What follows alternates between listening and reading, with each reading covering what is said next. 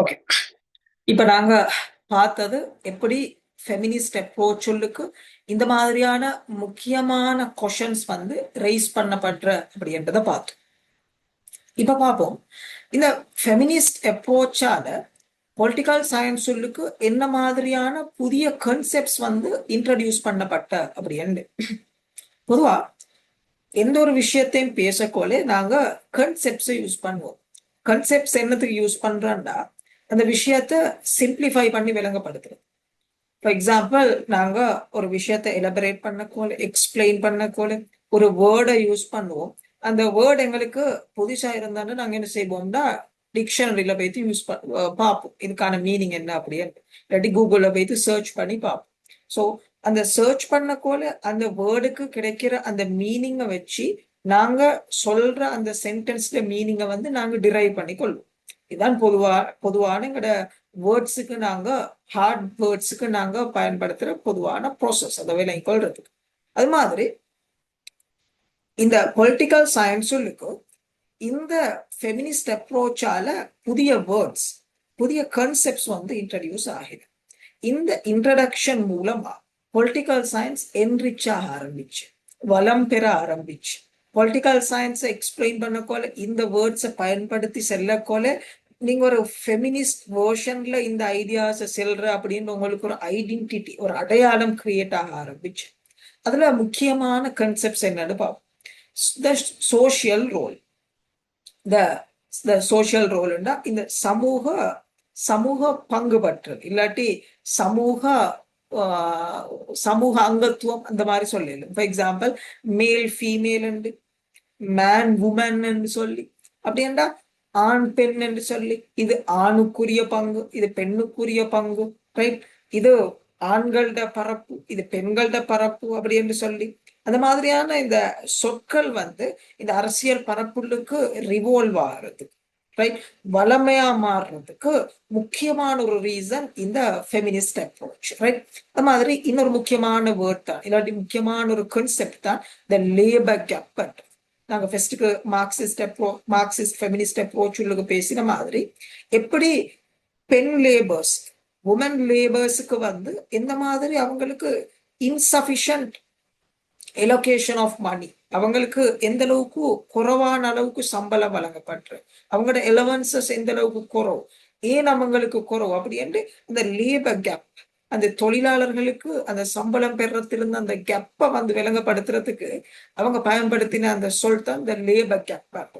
அந்த மாதிரியான புதிய சொற்கள் வந்து பொலிட்டிக்கல் சயின்ஸுக்கு ரிவால்வ் ஆக ஆரம்பிச்சு.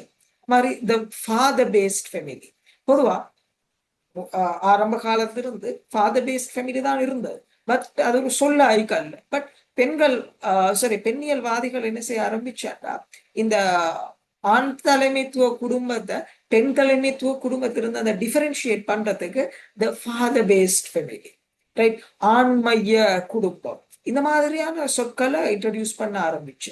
இதுல சரிப்பில இல்லாட்டி நாங்க இதை நம்புறா இல்லையா, இதெல்லாம் வித்தியாசமான சப்ஜெக்டிவ் விஷயங்கள். பட் நாங்க ஒரு பாடம் என்ற அடிப்படையில் இதை படிக்கிறது, ரைட், அதை விளங்கி கொள்றதுக்காக வேண்டும். அது மாதிரி சப்ரஷன் என்பது அப்படின்னா பெண்களுக்கு எதிரான அடக்குமுறை என்பது, இந்த சொற்கள் வந்து பொலிட்டிக்கல் சயின்ஸுக்கு ஊடுருவ ஆரம்பிச்சது, இல்லாட்டி கூடுதலா பயன்படுத்தப்பட ஆரம்பிச்சது. மாதிரி மேல் சென்டர்ட் சொசைட்டி, ஆண்மையப்படுத்தப்பட்ட சமூகம், இந்த மாதிரியான சொற்கள். மாதிரி உமென்ஸ் லிபரேஷன், பெண் விடுதலை, இந்த மாதிரியான சொற்கள் எல்லாம் பயன்படுத்தி பொலிட்டிக்கல் சயின்ஸுக்கு டயலாக்ஸை கிரியேட் பண்றதுக்கு, கன்வர்சேஷன்ஸை கொண்டு போறதுக்கு முக்கியமான ரீசனா இந்த ஃபெமினிஸ்ட் அப்ரோச் இருந்தது. ஓகே,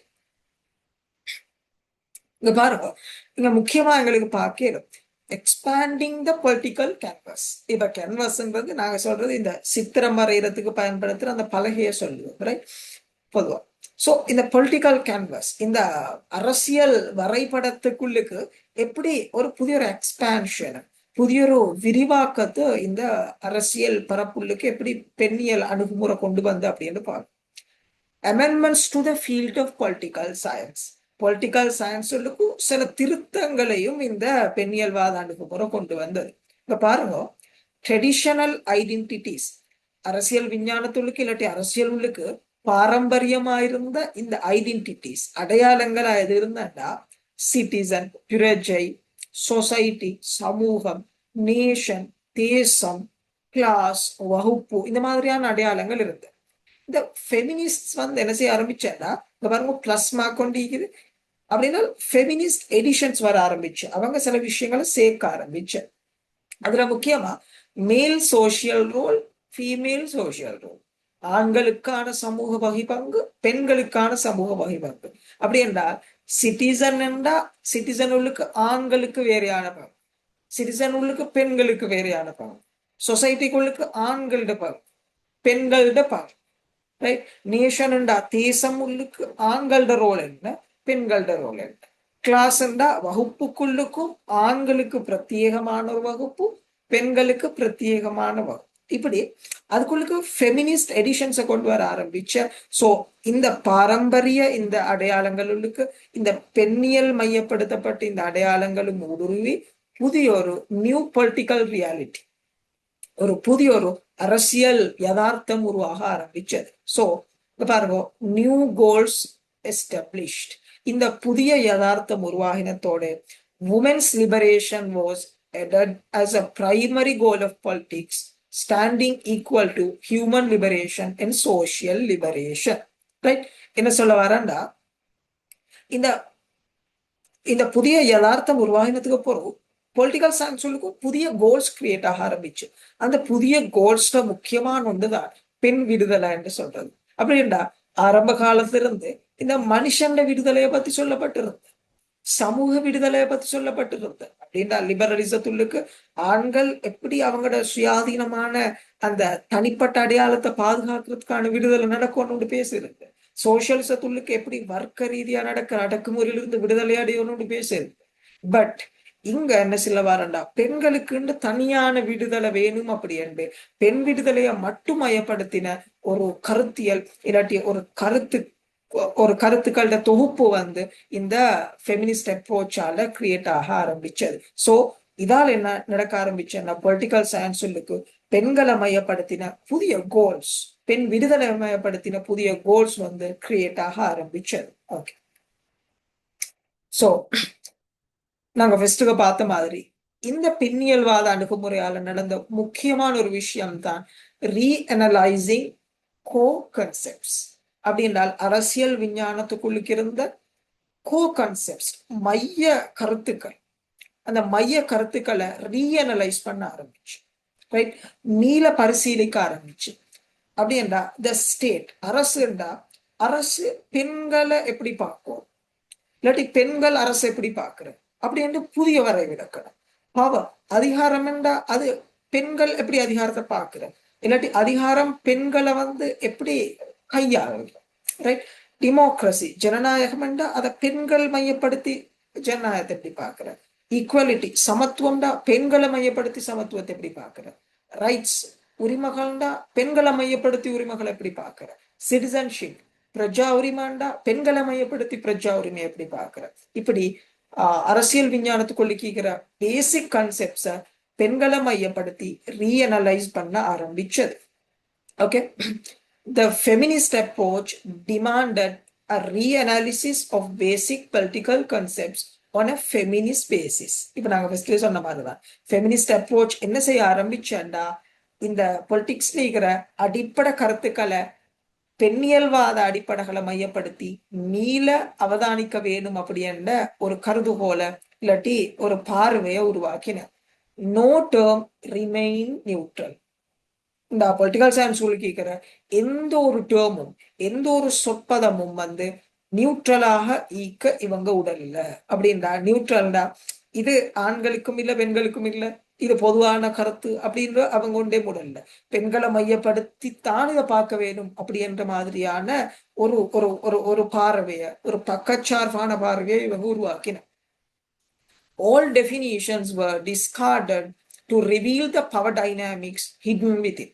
அப்படின்றால் பழைய வரைவிலக்கணங்களை இவங்க ஏற்றுக்கொள்ளல, முழுக்க அவங்க அதை நிராகரிச்ச. காரணம் அவங்க சொன்னா பழைய வரைவிலக்கணம் எல்லாமே ஆண்கள் உருவாக்கினது. அப்ப ஆண்கள் உருவாக்கின இந்த வரைவிலக்கணமும் வந்து பெண்கள்ட விடுதலை மையப்படுத்தி காது அப்படி என்று விமர்சிச்சு எல்லாத்தையும் பெண்கள் மையப்படுத்தி மீள் அவதானிக்க வேணும் அப்படி என்று இவங்க புதிய வரைவிலக்கணங்களை கொண்டு வர ஆரம்பிச்சது.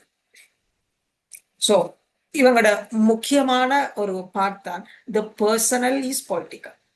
நாங்க ஏற்கனவே இந்த ஃபர்ஸ்ட் யூனிட்ல ஸ்டார்டிங்ல பார்த்த மாதிரி இந்த கிரீக் ஈரால வந்து அவங்களோட பர்சனல் லைஃப் ஒண்டிக்கும் பப்ளிக் லைஃப் ஒண்டிக்கும்.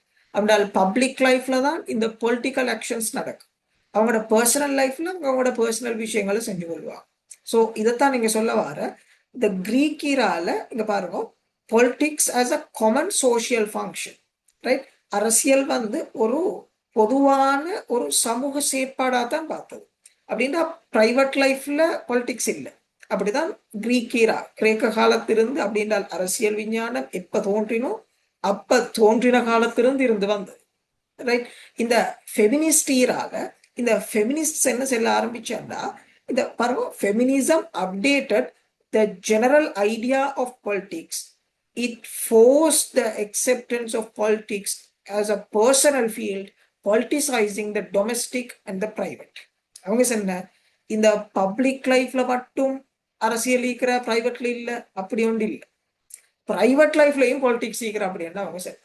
அப்படின்டா ஒரு சாதாரண டேபிள்ல வீட்டுக்கும் நாங்க ஒரு ஒரு ஒரு சாப்பாடு சாப்பிடுறோம்டா, அந்த சாப்பாடு சாப்பிடக்கோல நடக்கிற கன்வர்சேஷன்ல இருந்து, வீட்டுக்கு ஒரு வாப்பா ஒரு பிள்ளை எப்படி ட்ரீட் பண்றதுல இருந்து, ஒரு மனைவி எப்படி ஹஸ்பண்டால ட்ரீட் பண்ணப்படுறதுல இருந்து, ஒவ்வொருத்தரும் குடும்பத்துக்குள்ளுக்கு இருந்து அரசியலை படிக்கிற அப்படின்னு இவங்க சொல்ல ஆரம்பிச்சு. அப்படின்றால் குடும்பத்துள்ளுக்கும் பெண்களுக்கு எதிராக அடக்குமுறை நடக்குமெண்டா அது பப்ளிக் லைஃப்லயும் அந்த அடக்குமுறையை கொண்டு போகும். பிரைவேட் லைஃபை நாங்க வேறுபடுத்துறதால என்ன நடக்கிறேன்டா, பெண்களுக்கு வீட்டுக்கு நடக்கிற அடக்குமுறை என்னன்றத பத்தின எந்த ஒரு தகவலும் வெளியே கசியல. இதால பெண்களுக்கு எதிராக நடக்கிற அடக்குமுறை வந்து தீவிரமாகிற அப்படின்னு இவங்க கருதுறது. சோ இவங்க செல்ல ஆரம்பிச்சு என்னண்டா, பர்சனல் லைஃப்லயும் பொலிட்டிக்கல் இருக்கிற, அதுதான் இந்த கோர்ட்ல உங்களை விளங்கலும், இந்த பர்சனல் இஸ் பொலிட்டிக்கல், தனிப்பட்ட வாழ்க்கையும் அரசியல் தான் அப்படி என்ற ஒரு விளக்கத்தை இவங்க கொடுக்க ஆரம்பிச்சது. இந்த விளக்கம் அரசியல் பரப்புள்ளுக்கு ஒரு முக்கியமான ஒரு சிந்தனை மாற்றத்தை, முக்கியமான ஒரு சிந்தனை ரீதியான புதிய ஒரு இன்சர்ஷனை, புதிய ஒரு உட்சேர்க்கைய கொண்டு வந்தது அப்படி என்று நம்பப்பட்டது, ரைட்? இப்படி வளர்ந்து வந்த இந்த ஃபெமினிஸ்ட் அப்ரோச்ட ஒவ்வொரு வகைப்பாடும் நாங்க பார்த்தோம். லிபரல் ஃபெமினிசம் பார்த்தோம், ரைட்? அது மாதிரி ரெடிக்கல் ஃபெமினிசம், தீவிர பெண்ணியல்வாதம் பார்த்தோம். அது மாதிரி மார்க்சிஸ்ட் ஃபெமினிஸ்ட் அப்ரோச் பார்த்தோம், மார்க்சிய பெண்ணியல்வாத அணுகுமுறை பார்த்தோம். இப்படி வித்தியாசமான அணுகுமுறைகளால பெண்களுக்கு எதிராக பெண்களுக்கு எதிராக நடக்கிற அடக்குமுறையை வித்தியாசமா பார்த்தாண்டாலும் இந்த வித்தியாசமான பார்வைகள் வந்து ஒன்றோட ஒன்று மோத ஆரம்பிச்சது. அதான் நீங்க சொல்ல வர த காஸ்ட் ஆஃப் வெரைட்டி. அப்படின்னா வித்தியாசமா ஈக்கிறதால என்ன காஸ்ட், என்ன விலை அவங்க கொடுக்க வேண்டி வந்தது, இந்த ஃபெமினிஸ்ட் அப்ரோச் என்ன விலையை கொடுக்க வேண்டி வந்தது அப்படின்றத பார்ப்போம். இன்டர்னல் ஃபிக்ஷன், அவங்களுக்குள்ளுக்கு ஒரு ஒரு ஒரு ஒரு ஒரு முரண்பாடு ஏற்பட ஆரம்பிச்சது. என்ன முரண்பாடு, என்ன இஷ்யூ என்று பார்த்தாண்டா, when analyzing the movement it is evident it focused on different areas and headed in different directions.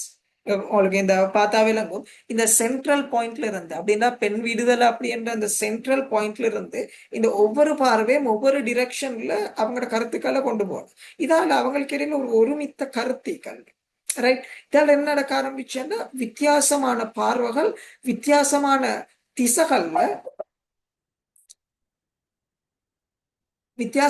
திசைகள்ல அவங்களோட அவங்களோட பார்வைகளை செலுத்த ஆரம்பிச்சு. இதுல விளைவு என்னன்னா, the movement kicked unity and consistency. இதால என்ன நடந்தாண்டா, அவங்களுக்கு இடையடிக்கிற அந்த ஒற்றுமை சீர்குலைஞ்சு. அது மாதிரி அந்த பெண் விடுதலையை நோக்கி போற அந்த தொடர்ச்சியான பாதையில தடங்கள் வந்தது. ஏன்னா இவங்களுக்குள்ளுக்கு நடந்த அந்த ஃபைட்டால இவங்க அப்படின்னா ஒரு ஃபோர்ஸா, ஒரு ஒரு இணைஞ்ச ஒரு பாதையில ஒரு பவர்ஃபுல் ஒரு ஃபோர்ஸா இவங்க பயணிக்கிறதுல வீக்னஸ் ஏற்பட்டது, ரைட்? இது முக்கியமான ஒரு விளைவு அவங்களுக்கு இடையில அந்த வித்தியாசமான கருத்துக்கள் நிலவினத்தால.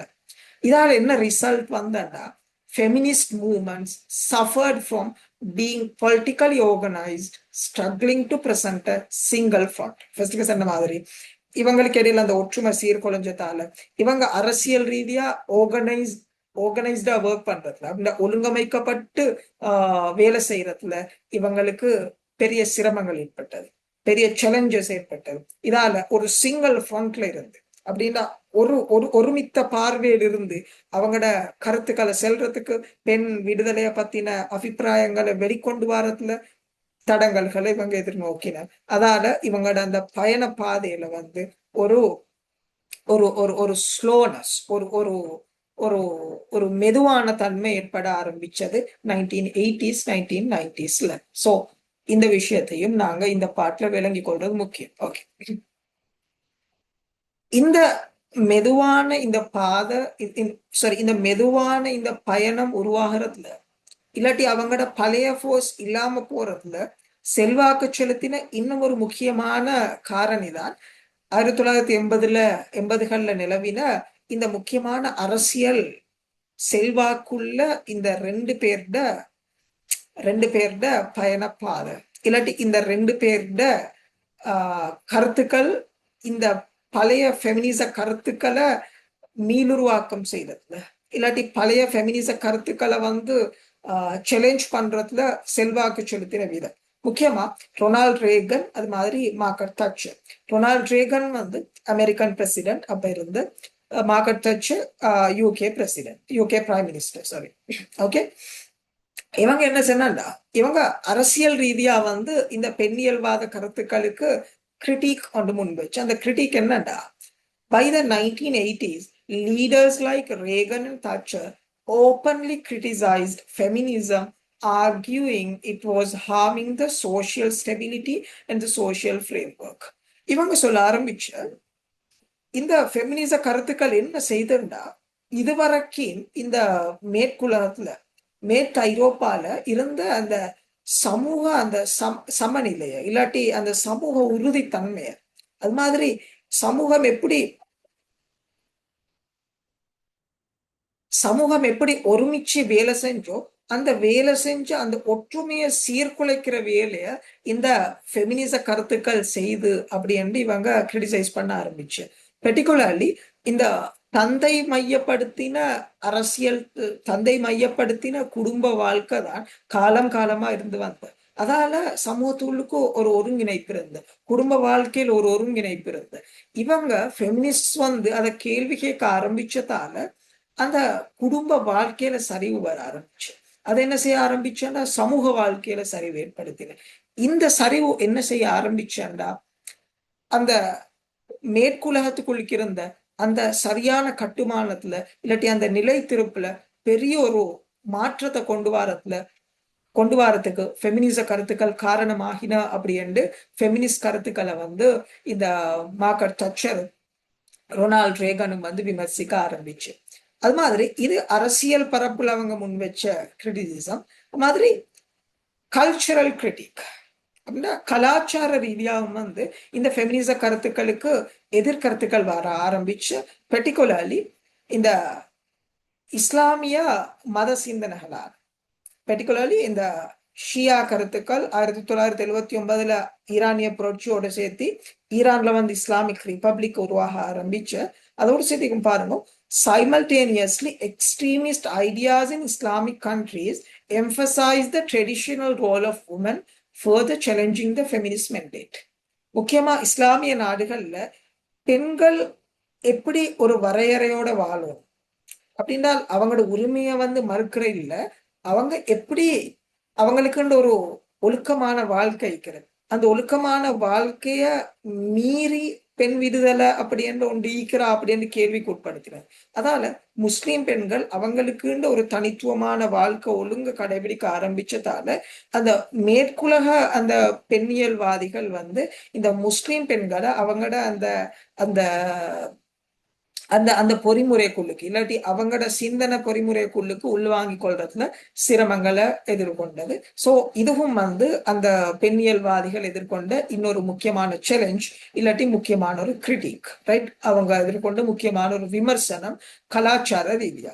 சோ ஆரம்பத்துல பார்த்தோம், ரொனால்ட் ரேகன், மார்கரெட் தாட்சர் மாதிரியான அரசியல்வாதிகளால் எப்படி அரசியல் பரப்புள்ளுக்கோ ஃபெமினிச கருத்துக்கள் வந்து விமர்சிக்கப்பட்ட மாதிரி கலாச்சார ரீதியா இஸ்லாமிய நாடுகள்ல இஸ்லாமிய பெண்கள் அவங்களோட தனித்துவமான அடையாளங்களை மையப்படுத்தி வாழ ஆரம்பிச்சதால அந்த பெண்ணியல்வாத கருத்துக்கள் இவங்களுக்குள்ளுக்கோ ஊடுருவல்ல என்றது கலாச்சார ரீதியா ஒரு விமர்சனமா வந்து பார்க்கப்பட்டது.